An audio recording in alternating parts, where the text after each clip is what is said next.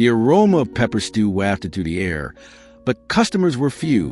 Ao and his wife, Kemi, worked tirelessly at their small food joint, Mama Junior's Kitchen, tucked in a narrow alleyway in the heart of Ajigunle. Inflation had hit hard.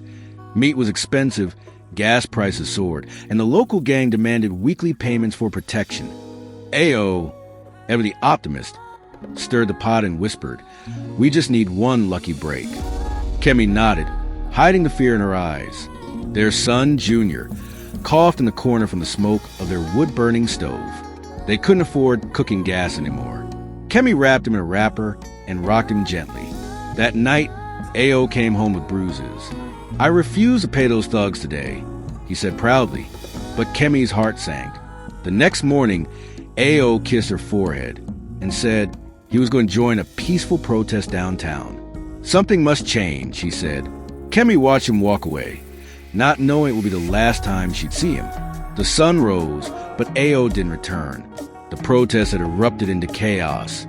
Tear gas, gunshots, and broken placards scattered across the streets. Kemi's heart pounded as she searched through hospitals and police stations, asking about her husband. Each no felt like a stone dropped into her stomach. "Mama, where's Daddy?" Junior asked with trembling eyes. Kemi held him close, forcing a smile she didn't feel. With no word from Ao and only a few cups of Gary left, desperation crept in like a shadow. That evening, she returned to their food joint. The big pot was empty, the bench broken, and one of the gang boys watched her from a distance.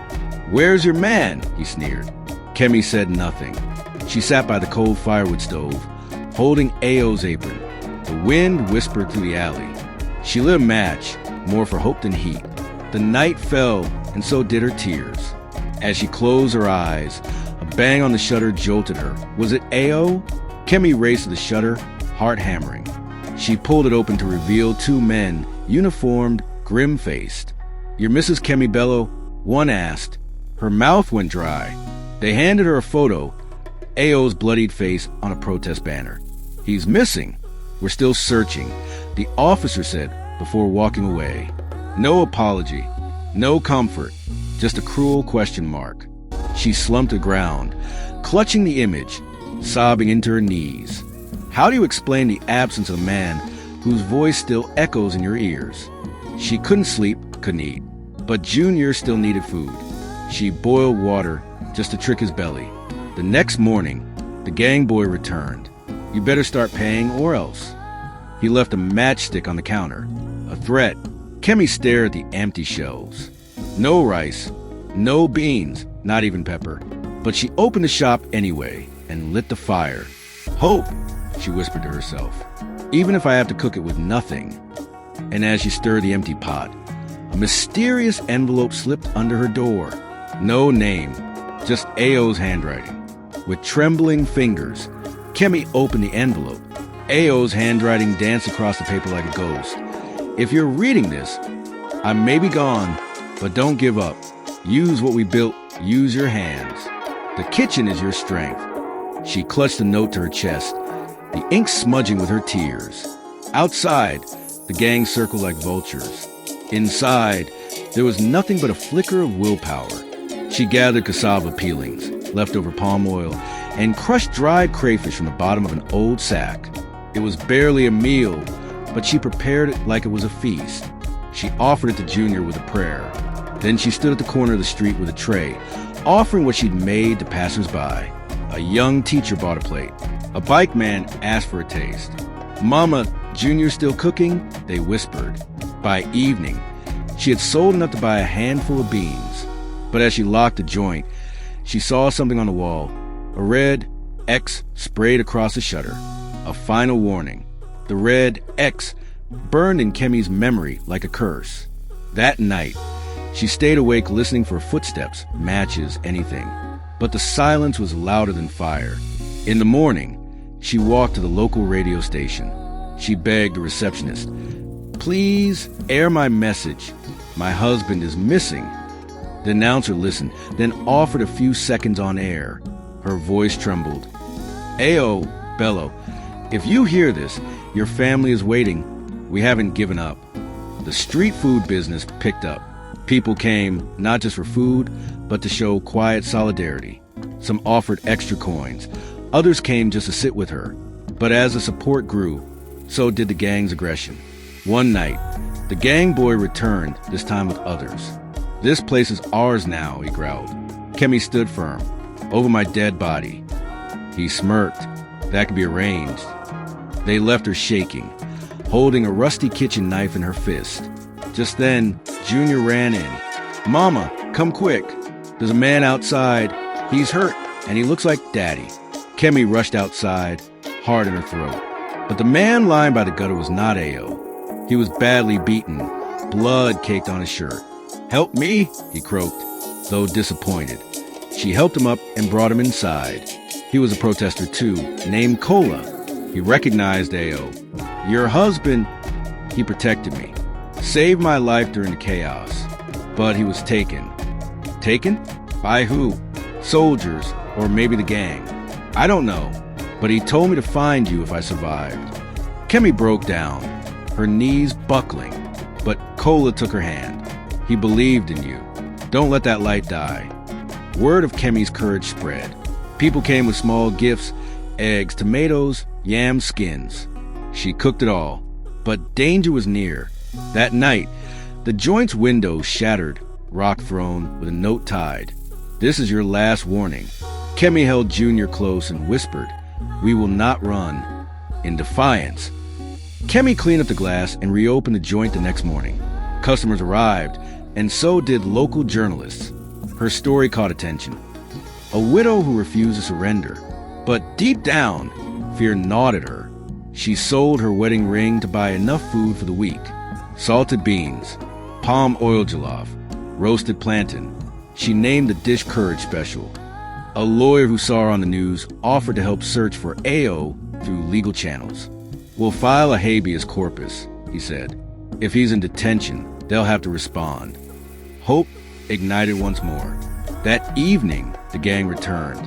But this time, she was ready, with neighbors and journalists present. Phones out, cameras on. The gang hesitated. "We just want her gone," one hissed. "And we want justice," the lawyer snapped. The gang retreated, but not for long. The lawyer warned her, "You'll need protection." Kemi clutched Junior and replied, "Then let God protect us." 2 weeks passed. The court order finally reached the local police. Kemi was called in, nervous, hands clammy. "We found someone. He's been in detention under a false name, badly injured but alive." Her legs gave out. She wept, clutching the station bench like it held her soul. She rushed to the hospital. On the bed lay a thin man with hollow cheeks and bruised lips. But his eyes, those warm, hopeful eyes, met hers. "Ao, I told you you'd cook your way through this," he whispered.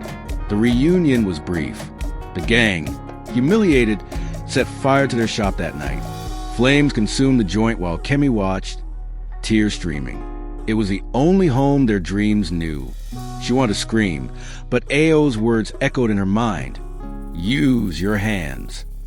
The next morning, Kemi sifted through the ashes. She found Ao's apron, burned at the edges but intact. People gathered, watching silently.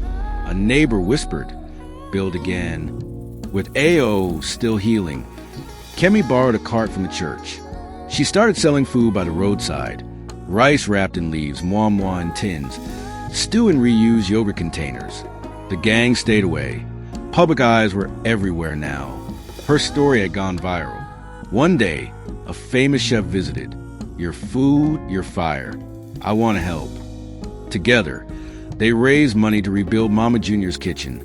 Brick walls, steel doors, CCTV. But tragedy knocked again. Ao collapsed during therapy. Diagnosis, internal bleeding. She sank to the hospital floor, praying to a God who seemed far away. Doctors worked tirelessly. Kemi cooked every day for the hospital staff in exchange for Ao's care. She slept beside his bed on a wooden chair, whispering old songs and dreams. One night, Ao woke up, took her hand, and said, "Promise me, you'll feed people with or without me." "I can't do this alone," she cried. "You already have." He slipped back into unconsciousness. a faint smile on his face. 3 days later, Ao died. She didn't cry at first. She just stared, numb, as if time had abandoned her too. But when she returned to the rebuilt kitchen, she lit the stove, held his apron, and wept into her pot.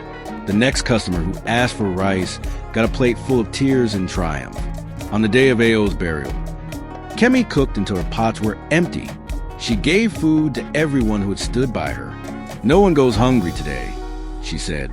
"Not while I have fire." People sang. Children danced. An artist painted a mural of Ao and Kemi beside the new shop wall. That night, she found Junior drawing something, her and Ao holding hands under a flame. "I want to be a cook like you," he said. She kissed his forehead and whispered, "Then you must learn to cook with heart, even when the pot is empty." Months passed. Mama Junior's kitchen became a landmark known for food, love, and resistance. Customers came not just to eat, but to feel the warmth of resilience. Kemi trained young girls in cooking. She fed children from the streets. She printed Ao's last letter and framed it above the stove.